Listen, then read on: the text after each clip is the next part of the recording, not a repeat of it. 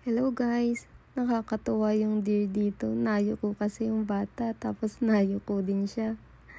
Ang galing no? Nga pala, last year pa to. Nagpunta kaming to Daiji Temple dito sa Nara, Japan. 600 yen lang ang entrance dito for adult na yun.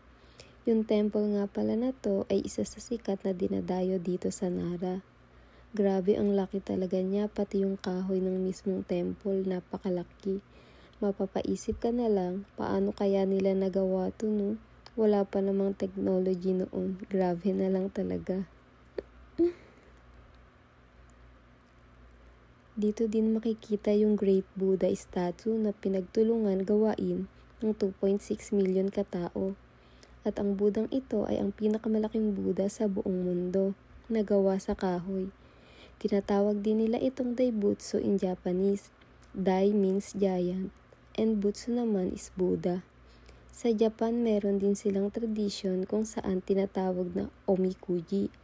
Nagtry nga lang kami dito ng omikuji. Ang tradisyon na to is para mapredict yung future namin kung good or bad luck ba. Sabi nga nila wala namang masamang mag-try. Yun lamang guys, hanggang dito na lamang. See you next time, Jane!